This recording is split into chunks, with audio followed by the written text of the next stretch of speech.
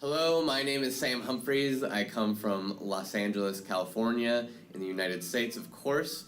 I am a comic book writer. I write Harley Quinn and Dial H for Hero for DC Comics. I also write Blackbird for Image Comics and Goliath Girls for Comixology Amazon.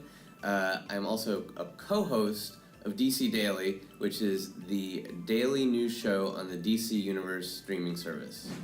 Writing an iconic character such as Harley or Nightwing is a blast. It's a lot of fun because these characters, it's as if they're already made of fireworks, because you can do the smallest things with them and they have huge implications, or they create such huge ripples. But it is also an honor because these characters mean so much to people.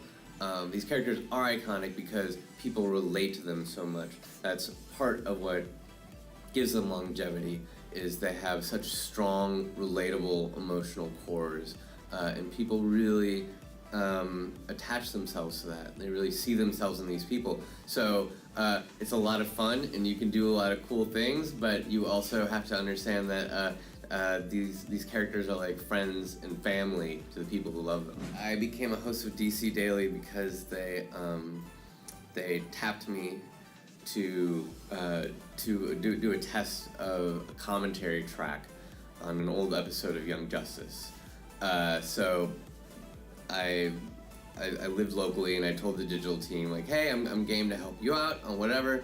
And so they hit me up and said, let's do this commentary, and I thought, well, this will be fun. I knew the other two guys who were doing it, and they're funny guys, and so I thought, well, I'm gonna write some jokes, and if they laugh, that will be funny. That will be great for the commentary. But even if they boo and they're like, you suck and your jokes stink, like, that will still be funny. It'll still be good for the commentary. So I told the first joke, and there was silence afterwards. The other two dudes were completely frozen. They were like this. They're like, and I was like, wow, this did not go off the way I planned. Yeah, they're like, anyway, about Zatanna and blah, blah, and, it was like, but I don't do commentaries for a living. I write comic books, so who cares? I'm going to tell my other two jokes. Well, the other two jokes bombed just the same way. And I thought, didn't think twice about it. But months later, they contacted me to be a host for DC Daily because of what I did on that commentary track. What I didn't know is while the two guys next to me were frozen, there were producers around the corner who were doubled over in laughter. They had like the church giggles because they couldn't laugh out loud. We were recording audio, so I didn't know that they thought it was so funny because they were hidden from me. And I didn't know that committing to it and telling all the jokes would transform or result in me having a whole new separate career. So I think it's a good lesson that you've got to commit to the terrible jokes that you want to tell. I love FanCon. I think FanCon is fantastic. I've had the greatest time here. We're not even done yet. The moment I walked into the show floor, I had the biggest, goofiest smile on my face because I recognized the energy. I recognized the fans from halfway around the world. I recognized the same energy and the same passion and the same love. I saw the cosplay. I saw the comics. I felt very much at home. The other thing that I really love about FanCon is how local it is.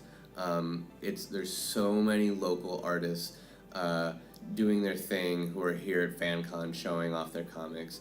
There are artists, creators, writers, painters, illustrators who are doing their version of what we see so often in the States.